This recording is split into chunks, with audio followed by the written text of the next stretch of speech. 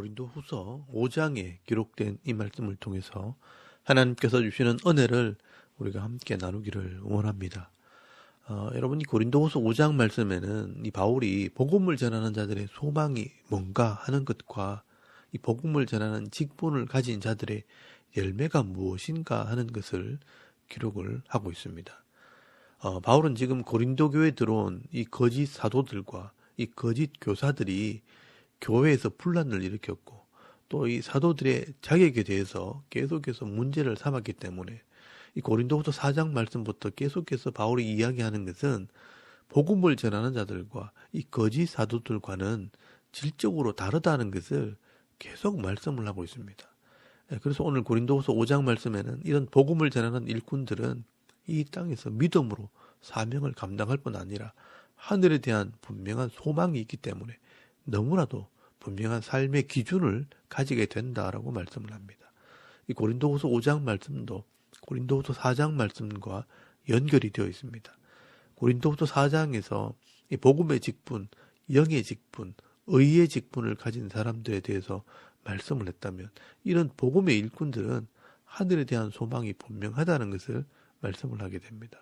그래서 오늘 고린도후서 5장 1절 말씀에 보시면 바울은 하늘에 대한 소망을 비유로 설명을 합니다. 만일 땅에 있는 우리의 장막집이 무너지면 하나님께서 지으신 집 곧 손으로 지은 것이 아니요 하늘에 있는 영원한 집이 우리에게 있는 줄 아느니라 라고 말씀을 합니다. 여러분 여기 장막집은 우리의 육신을 말하기도 하고 또 이 땅에서 누리게 되는 기업을 말한다고 할 수 있습니다. 이 땅에 있는 육신이나 우리의 기업은 곧 무너지게 되는 장막집과 같다는 것입니다. 그리고 우리가 죽은 후에는요. 하나님께서 지으신 집, 하늘에 있는 영원한 집이 준비가 되어 있는 줄 안다라고 말씀을 합니다. 이것은 하늘에 대한 소망을 이야기하는 것입니다. 그래서 이 바울은 2절 말씀에 보시면 우리가 이 땅에서는 탄식을 하고 신음을 하면서 살아가고 있지만 하늘로부터 오는 우리 처소를 덧입기를 간절히 사모한다라고 말씀을 합니다. 여기 덧입는다는 말도 옷을 입듯이 하늘에 대한 소망을 가지고 살아간다는 말입니다. 그런데 만약 이런 하늘에 대한 소망이 없는 자들이 있다면 천으로 된 옷은 입고 있는지 모르지만 영적으로는 벗은 자와 같다는 것입니다. 이 하늘에 대한 소망이 없는 자들은 마치 옷을 벗은 자와 같이 부끄러운 삶을 살지만 부끄러운 줄도 모르고 살아간다는 것입니다. 그래서 이 바울은 이런 하늘에 대한 소망으로 좋은 옷을 입고 사는 것처럼 당당하게 살아간다는 것입니다. 여러분 3절 말씀에 보시면 이렇게 입음은 우리가 벗은 자들로 발견되지 않으려 함이라. 이 마지막 날에 하늘의 처소에 들어가지 못하는 사람들처럼 부끄러움을 당하지 않기 위해서 지금 이 하늘의 소망을 옷 입고 있는 것처럼 살아간다는 것입니다. 그리고 이 4절 말씀에도 강조를 합니다. 참으로 이 장막에 있는 우리가 짐진 것 같이 탄식하는 것은 벗고자 함이 아니요 오히려 덧입고자 함이니 죽을 것이 생명에 삼킨 바 되려 함이라 라고 말씀을 합니다. 이 땅에서는 육신의 한계가 있기 때문에 때로는 복음을 전하면서 어쩔 수 없이 탄식하기도 하고 한숨 쉬며 살아가지만 이 하늘에 대한 소망을 가지고 살게 될 때 죽을 것이 생명에 삼킨 바 된다. 이 죽음을 삼키는 삶, 죽음을 이기는 삶을 살게 된다라고 말씀하는 것입니다. 그리고 5절 말씀에 보시면요. 성령께서 이것을 보증한다라고 말씀을 합니다. 곧 이것을 우리에게 이루게 하시고 보증으로 성령을 우리에게 주신 이는 하나님이시니라 라고 말씀을 합니다. 성령을 통해 이런 하늘의 소망을 깨닫고 이해를 하게 된다는 것입니다. 성령이 깨닫게 할 때 이 하늘에 대한 소망이 분명해지기 때문에 우리는 이런 믿음과 확신을 가지고 살아갈 수 있게 되는 것입니다. 그렇기 때문에 이 복음의 일꾼들은요. 이 땅에 있는 것 때문에 마음이 흔들리거나 낙심하거나 좌절하지 않습니다. 오히려 주를 믿는 믿음으로 살게 됩니다. 여러분 6절 말씀에 보시면 그러므로 우리가 항상 담대하여 몸으로 있을 때에 이 땅에 살아갈 때 주와 따로 있는 줄 아노니 이는 우리가 믿음으로 행하고 보는 것으로 행하지 아니함이로라 라고 말씀을 합니다. 우리가 이 땅에서는 믿음으로 사는 것이다. 눈에 보이는 것만 가지고 사는 것이 아니라는 것입니다. 그리고 하늘에 대한 이 소망이 분명하기 때문에 심지어 지금이라도 주님께 빨리 갔으면 좋겠다라는 생각을 한다는 것입니다. 여러분 8절 말씀에 보시면 우리가 담대하여 원하는 바는 차라리 몸을 떠나 주와 함께 있는 그것이라. 이 복음에 대한 분명한 확신을 가진 사람들은요, 이 하늘에 대한 분명한 확신이 있기 때문에 이 몸을 떠나 주와 함께 있기를 원한다는 것입니다. 이것은 세상이 싫어서가 아니라 저 하나님의 나라가 너무나 확실하기 때문에 그런 담대한 믿음도 가지고 있다는 것입니다. 그렇기 때문에 이 땅에 있는 동안은 잠깐이기 때문에 주를 위해서 살겠다는 그런 믿음이 있는 것입니다. 여러분 9절에서 10절까지 말씀해 보시면 그런즉 우리는 몸으로 있든지 떠나든지 주를 기쁘시게 하는 자가 되기를 힘써노라 라고 말씀을 합니다. 복음을 전하는 자들은요, 주의 기쁨을 위해서 사역을 할 수밖에 없다는 것입니다. 그리고 이 복음을 전하는 자들이 이 주를 위해 사역하는 또 하나의 이유가 있다면 10절 말씀해 보시면 마지막 때에 이 상급을 받기 때문이라고 말씀을 합니다. 이는 우리가 다 반드시 그리스도의 심판대 앞에 나타나게 되어 각각 선악간에 그 몸으로 행한 것을 따라 받으려 함이라 라고 말씀을 합니다. 여기 심판대라는 말에는요, 이 두 가지 의미가 있습니다. 불신자들은 자기 죄 때문에 재판을 받겠지만 복음을 전하는 자들은요, 시상대에 서서 자기 행한 것에 대한 상을 받게 되는 것입니다. 우리는 이 죄를 심판하는 심판대에 서는 것이 아니라 상을 받는 시상대에 서게 되는 것입니다. 그래서 이 바울은요, 비록 이 땅에서 거짓 사도들이나 이 불신자들 때문에 억울함을 당하기도 하고 우겨쌈을 당하기도 하고 거꾸로 뜨림을 당하기도 하지만 개의치 않는 것입니다. 조금 더 흔들림 없이 하늘에 있는 영원한 집을 바라보며 담대하게 이 복음의 길을 달려가겠다는 것입니다.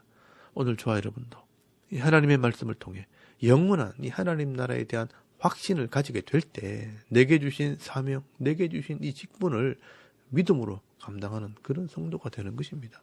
그리고 우리가 믿음대로 행하는 삶을 따라 상주심을 바라보게 될 때 믿음으로 달려가게 되는 것입니다. 오늘도 우리가 이런 믿음과 은혜가 있는 성도라는 것을 기억하시고요. 믿음의 길, 이 사명의 길을 끝까지 달려갈 수 있는 믿음 있는 주의 백성들이 다 되실 수 있기를 간절히 소원합니다. 그리고 이 바울은 11절 말씀부터 이 복음의 직분을 가진 자들의 열매에 대해서 설명을 하게 됩니다. 그래서 여기에는 이 권면이라는 단어가 나옵니다. 그러므로 여기서부터 중요하다는 의미가 있습니다.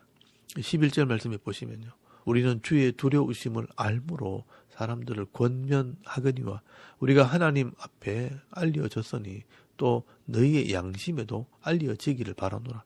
우리가 다시 너희에게 자천하는 것이 아니요 오직 우리로 말미암아 자랑할 기회를 너희에게 주어 마음으로 하지 않고 외모로 자랑하는 자들에게 담대하게 하려 하는 것이라 라고 말씀을 합니다.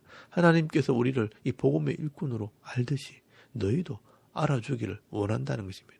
그리고 마음으로 하지 않고 외모로 자랑하는 자들, 즉 거짓 사도들을 말하는 것입니다. 율법을 행하거나 할례를 행함으로 구원을 받는다고 주장을 하면서 이 외모를 자랑하는 사람들을 말하는 것입니다. 이런 거짓 사도들에게 대답할 말을 주려고 권면을 한다는 것입니다. 바울은요, 이 거짓 사도들과 또 이 복음의 일꾼들의 삶의 모습을 통해서 우리들이 어떤 열매를 가지고 있는지를 알게 하겠다라고 말씀을 합니다. 쉽게 이야기하면 그 열매를 보고 판단하라는 것입니다. 여러분 13절 말씀에 보시면 우리가 이 복음의 일꾼들이 만일 미쳤어도 하나님을 위한 것이고 정신이 온전하여도 너희를 위한 것이니 라고 말씀을 합니다. 이 사도들, 이 복음을 전하는 자들의 중심은 하나님을 위한 것이고 또 성도들을 위한 것이라고 말씀하는 것입니다. 왜냐하면 14절에서 15절까지 말씀을 보시면 그리스도의 사랑이 우리를 강권했기 때문이라고 말씀을 합니다. 이 그리스도의 사랑이 우리를 강권하시는도다. 우리가 생각하건대 한 사람이 모든 사람을 대신하여 죽었은즉 모든 사람이 죽은 것이라. 그가 모든 사람을 대신하여 죽으심은 살아있는 자들로 하여금 다시는 그들 자신을 위해 살지 않고 오직 그들을 대신하여 죽었다가 다시 살아나신 이를 위하여 살게 하려 함이라 라고 말씀을 합니다. 예수님께서 우리 죄인들을 위해 대신 죽으셨다는 것입니다. 이 바울은 왜 예수님께서 우리를 위해 죽으셨나 한번 생각해 보라는 것입니다. 예수님께서 우리를 위해 죽으신 것은 이제는 자기 자신을 위해 사는 것이 아니라 나를 죽음에서 살리신 이 주님을 위해 살게 하기 위해서 우리를 위해 죽으셨다는 것입니다. 이것을 이해하고 믿었다면 이제 우리는 나의 욕심을 위해 살면 안 되는 것입니다. 죄를 짓는 일에 순종하면 안 된다는 것입니다. 그래서 이 그리스도 안에서 새 생명을 얻은 자들은요, 새로운 삶을 살아야 하는 것입니다.